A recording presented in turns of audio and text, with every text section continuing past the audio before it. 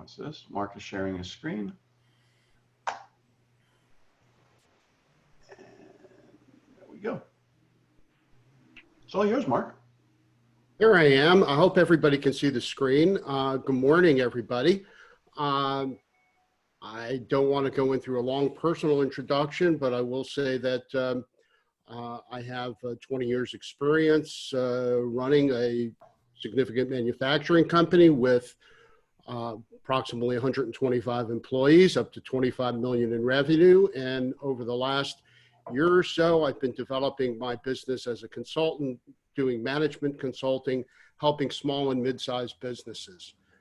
Certainly the challenge that companies have had that we've all seen over the past several months all relates to COVID as it's changed our lives. So I put together a little presentation this morning called What's Next? Developing Strategies for a Post-COVID Environment. There are a lot of ideas here that we're going to talk about, but mostly what I want to discuss is the way forward. And the way that we move forward in the current environment is first to understand the landscape, the background, what we're dealing with, and then secondly, how we can use this information and ways to develop your response or help your clients develop their response in order to move forward, as I said. Now, I want to start with a couple general observations with respect to the environment. First, disruptive events fuel fundamental change. And this is an important point. We know this from our own experience in just the last 40 years or so with the impact of the silicon chip and the advent of the information age and how fundamentally that has changed things. We can think of, unfortunately, wars that have had caused fundamental change throughout history. But one more I want to point out really goes back to the 1300s. And that's instructive now because that event was the Black Plague that took over Europe. And many of us may not know this, but prior to the Black Plague, the social system and the economic system in Europe was based on the feudal system, which we all learned about in high school. It was really the plague that ended that system because it separated labor from the land. Because there was so much death, there was a significant change and labor became more powerful and more important. So again, disruptive events fuel fundamental change. The second general observation is that in a crisis, rules simply don't apply. We can all start thinking outside the box because what we did before doesn't necessarily mean that's the way things are going to go forward. So it's a time to start thinking creatively. There are some accelerating trends, things that were happening previously in the world that are just happening more quickly, in part as a result of the COVID crisis. The first is digitalization, and we're experiencing that by these meetings that we have, such as this one, that are conducted on Zoom. We've seen a variety of other interactions that are increasingly digital, whether it's commerce, and I'll be speaking about this a little bit in a moment, but it's just an increasing trend towards digitalization in everything that we do. The second thing is localization.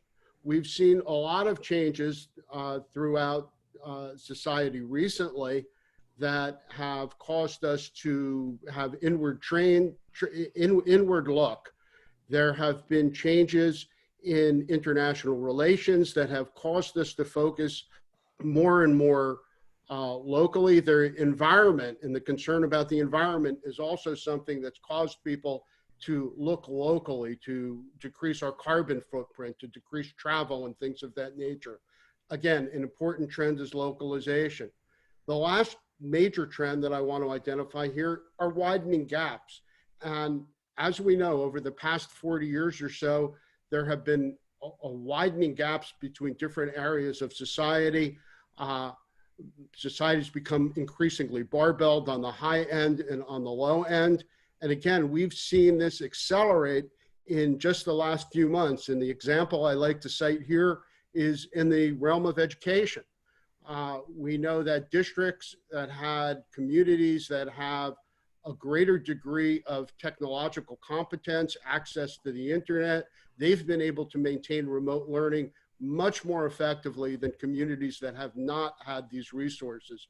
That is only going to accelerate the widening of gaps within society. So that's about the 50,000 foot trend. Now, let me try to bring it down more to 35,000 feet or perhaps even a little bit lower. As we go forward into the next normal, there are really five forces that I believe are going to shape things as we go forward. Accelerating digitalization, workforce transformation, reduction of in-person interaction, regulatory uncertainty, and finally, the unpredictability of the course of the virus itself. I'm going to speak to each one of these things a little bit, and then when we get to the end of that, we're going to talk a little bit about strategy and how you can implement strategies to try to deal with some of these forces. But let's talk about these forces first. First thing we want to focus on is accelerating digitalization. We all know this trend of doing more and more online commerce. What's really interesting is, unfortunately, due to circumstances, retail sales are projected to diminish by 10.5% throughout 2020 if we project out for the balance of the year. At the same time, online commerce is expected to increase 14.5%. So in a shrinking market, the segment that's online is increasing very, very rapidly. Those are huge numbers when you play them out over the entire economy. The second thing that we've seen quite a lot of is more and more delivery of services over the internet and other digital means. Particularly, I think about telemedicine. That's something that existed in a very small way and is just exploding as people can't get to doctor's offices or reluctant to go to doctor's offices. Similarly, first-run movies are now available not just in the movie theater. We don't have to wait for HBO or Netflix. They can come right on demand to our homes. These are the types of services that are increasingly being delivered through a digital platform. Similarly, as I mentioned, these types of interactions that we're having now from a business perspective, and as well as in our personal lives, I think we found ourselves more and more relying on virtual interactions.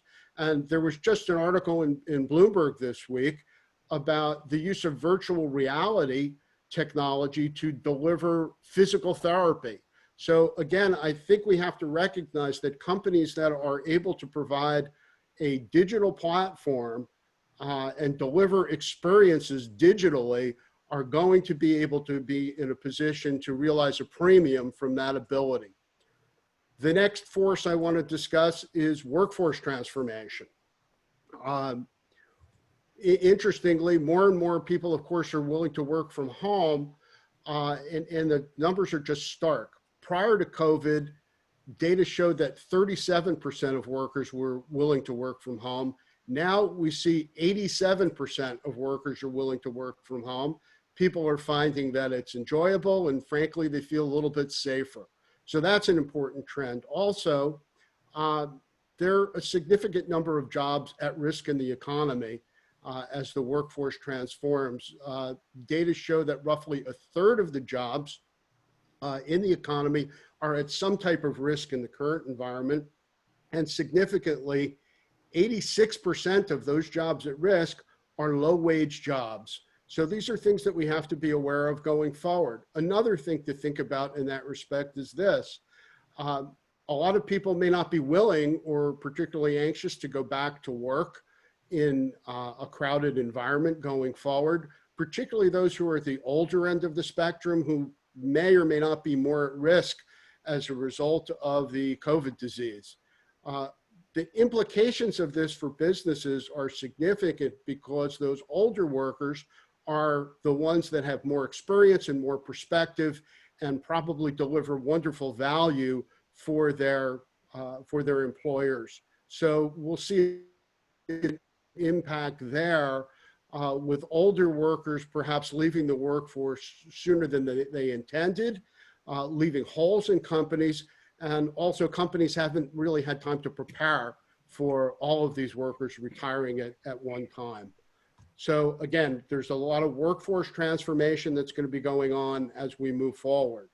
The next item I want to address is reduction of in-person interaction. Now, we have a lot of this that we're able to handle digitally, as I said before, through meetings such as this, but a lot of it we can't. And there's some negative implications to that, but there are also some positive implications as well. On the negative side, we recognize that we don't have the opportunity to build relationships that we had when we saw people in person. Meetings and negotiations that we handled in person and relied on those interactions to build trust with one another or to realize visual cues as we were going through a discussion. We don't have those opportunities in this environment. We don't have opportunities for training and mentoring, both formal and informal, that take place among employees and at companies. And the last point here on this list from a negative side, I think is an important one. We really have moved away from having in-person conversations that are sensitive. These could be things such as employee reviews or simply frank discussions between business partners in terms of how things are going. These, we know, are much more effective when we can do them face-to-face. In the old days, if you will, we would not have done these over the telephone. We would have gotten together with people, while Zoom and Google Meet are perhaps better than the telephone because we see faces. It's not the same as being present. On the positive side, we do have a decoupling of location and task, and that's created a lot of flexibility for employees that people seem to enjoy. And also, as we have this, it's forced us to get away from paper operations and paper-based operations, and it forces us to employ more automation as we go forward and look at our processes. And finally, on the positive side, there's an environmental impact that is to the good with respect to this. We've reduced our travel, whether it's commuting to work, whether it's traveling around the country or around the world for various meetings. And we've also reduced our space requirements. So these are all boons for the environment. One little piece of information I found interesting based on a McKinsey study. In the last few months, they've taken some feedback from remote workers, and remote workers are in fact reporting a 6% efficiency increase over that course of time. But what was even more interesting to me was they surveyed individuals who are in customer-facing roles, whether it's customer service or sales or anything where you have a customer interaction. And those people reported that in 33% of the instances, there was actually an increase in customer satisfaction doing things online and remotely, and a much smaller incidence of reduction in customer satisfaction. So while we're concerned about seeing customers and seeing partners on a face-to-face basis, in some respects, it really hasn't been terrible. And in some respects, it's actually been helpful. Let's talk a little bit about regulatory uncertainty that's out there. This is something that's not new for business at all. There's been a huge stimulus, but we don't know really at this point what the efficacy of that stimulus is. We don't know whether there will be more and what the nature of any more action by the federal government may be. So there's uncertainty there. We have an inward turn that we're all dealing with as well from a regulatory environment. I mentioned before, there are impacts on international relations that have happened that affect business and commerce. And by the same token, we've seen tariffs that have been increased in certain instances and burdens on trade as we turn inward. And again, we just don't know where these things are going to lead at this point. And that's all led to a new level of complexity with respect to finance, with respect to understanding where our customers are going to be. And just to throw into the works for uncertainty, some of you may have heard 4 months from now or a little bit less, we have a little thing called an election coming up. So there's a good deal of uncertainty out there that we all have to work with. And the last item, of course, is the unpredictability of the course of the virus itself. There have been various efforts and various success on containment. Science has improved the therapeutics. There's positive information with respect to vaccines, but we don't know to what extent this is going to create immunity within society. And really the unfortunate point is that these are just all question marks at this point. And even worse, we don't know when those questions are going to be resolved. So this is sort of the background, if you will, the high level view of the landscape that we're looking at that we have to move forward. So what's next? Well, we have to be ambidextrous. On the one hand, we need to focus on the moment. And on the other hand, we have to look to the future. And this is always a bit of a balancing act. It's something that we've all done to one degree or another in the past, but it becomes, the need to do this becomes more acute as we move forward. So how do we attack that? We need to get in shape. We need to strengthen and speed our ability to change, improve and expand our skills, and develop our ability to handle uncertainty.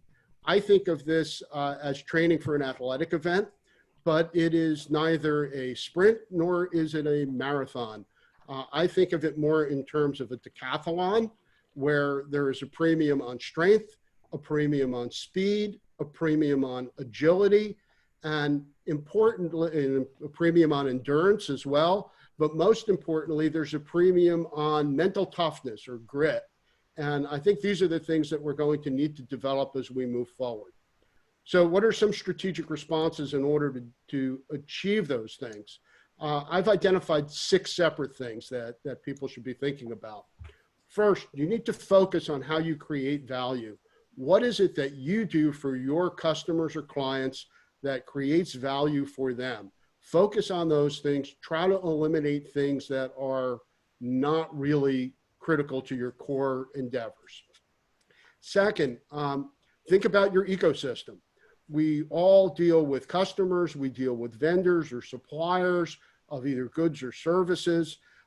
We deal with competitors in our business.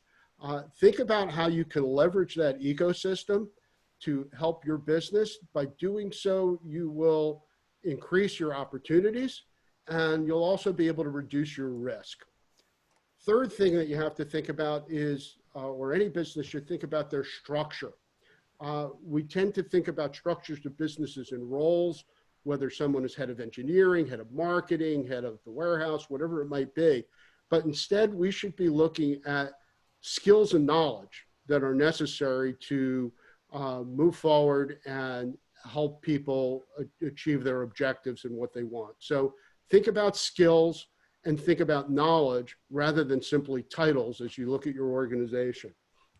In the same vein, you have to also audit your talent pool and think about the talent that you bring to bear in terms of moving forward. Do you have the right people? Do they have the skills and the knowledge that are necessary for the things that they do? And this is true not just with people who maybe were working directly in your business, but also those that you interact with in some fashion to provide other services to your business, whether it be your accountant, whether it be your attorney, or whether it be some other consultant that you might be working with. Make sure you have the appropriate talent. All right, I'm actually on a... 2 more minutes, Mark. Yeah, I'm going to try to, I'm wrapping up here. Thank you. We want to increase the frequency also of your data analysis, which is critical. Look at the right data, look at it more often. You'll reduce the uncertainty that you have moving forward. Lastly, you need to learn. You need to encourage learning, facilitate learning. We need to build and expand skills. Now, how do you bring this to bear in your particular business? There's a process to doing this. First, you need to do an assessment. You need to look at your traditional SWOT analysis. If you don't know what a SWOT analysis is, after we're done, call me. It's critical that you have that. It stands for strengths, weaknesses, opportunities, and threats. You need to look at that. If you haven't done one, updated yours within the last few months, do it now. You need to do a culture check. You need to look at your vision, your mission, and your values and know going forward that all of these are in alignment with your objectives. You need to establish clear objectives, design specific actions. And these need to be clear, not something you think about in the shower or as you're driving around in the car. They need to be hard. They need to be on paper, and you need to be held accountable to performing them. Finally, you have to execute the actions, and you need to measure your progress, and you need to repeat it often and frequently. This is a hard thing to do on your own because we're all working in our businesses. We're not necessarily working on our businesses. I can certainly help any of you work through the assessment of your current posture, develop some of your objectives, execute your plans going forward, and really just manage your process. Again, it's hard to do these. Large companies have departments that prepare plans and deal with these types of issues. In a smaller business, it's much more difficult, and it's important to have somebody who has the time, the expertise, the ability, and the perspective to help you develop this process to move forward. So again, I help companies with strategic planning. These are just some thoughts as to the things that you need to be thinking about in the current COVID environment. There's certainly other challenges that businesses face every day, and I'd be happy to speak to any of you with respect to how I can help your business or help your clients move forward in this environment and see how we can bring success and put them on a path to sustainable profitability. That's it. I want to thank Bob for his technology support for this. I guess Greg's not on the call. I guess he's a little bit of the godfather of this meeting. I thank him, and I thank everyone else for your time. Sorry to run a little bit long. There's a lot to cover. If anybody has any questions, please reach out. I'm happy to speak to you. Just turn off your screen share. Good job, Mark. Thank you. Really good, Mark. You got hit all the points very well. Well, Who do you wanna- I'm who do you sorry wanna- for running through things so quickly. Who do you want to meet? There's a lot more. Just let me know if anyone wants to discuss any of these points. Just ring me up. I'd be happy to talk to you. I do a complimentary assessment. I have a substantial assessment tool for someone who wants to take the time. I'm glad to work that through with any of you or for any of your clients. Who do you want to meet? I want to meet primarily small and mid-sized business owners, and they need to call me when they feel stuck. When somebody doesn't know what's next, they should pick up the phone and call me. Have you been hanging out with Tommy Hilkin? I have not been hanging out with Tommy Hilkin, but that doesn't mean I don't want to hang out with Tommy Hilkin. The reason I'm asking is because it's one of the best presentations I've heard in a long time. Thank you. Thank you, Roy. It was very good. It was excellent. I got to give a shout out to my daughter who helped me put the slide deck together, but she's taught me how to do it, so I can do it now myself. There you go. Great. It's really good. He was all practiced because he wanted to get a good recording. Well, that's true. I asked Bob if he would be kind enough to share the recording of this. And again, I'm sorry to have run through that so fast. There's a lot of stuff there, and each one of those slides can be a whole separate presentation. Well done. Cool. I think Eileen had a topic she wanted to talk about. Oh, no, the top, we talked about it already. Yeah. Okay. But It's a lot to think about. It makes great conversation. So I had the craziest Zoom bomb this week. I went out on the deck to jump on a call, and all of a sudden the ice cream truck showed up and sat out front playing its music. Go. And how much did you buy? What's that? How much did you buy? Does it look like I bought any? How can you pass on an ice cream truck? It's okay, Bob. If I don't mute it now, you're going to hear the lawnmower guy going right by my window back and forth every 20 seconds. I'm muting. Our lawn service always manages to use the huge blower right outside our door, right before we start a meeting. It just never fails. Well, you shouldn't give him our itinerary.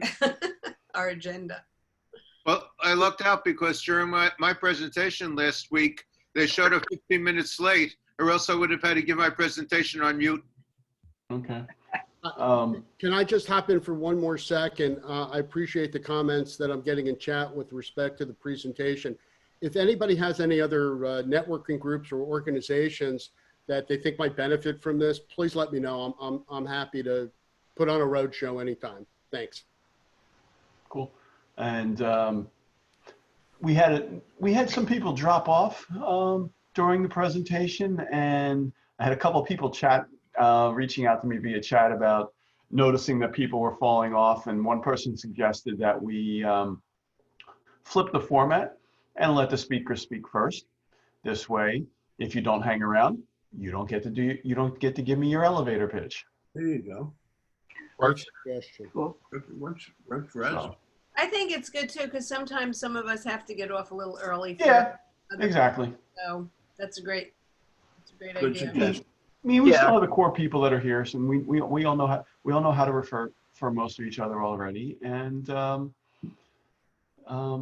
all I got for this week. I got a couple good leads. I actually got something off the chamber website. A law firm that went to the chamber website and filled out a form and contacted me, which was the first time that's happened in 5 years. It's beautiful. I actually have a question for the group. I'm scheduled to step out and have lunch with a couple of people. Who in the Morristown area, restaurant-wise, is doing a pretty nice job of outdoor dining in a safe environment and stuff for a casual lunch for a couple of people?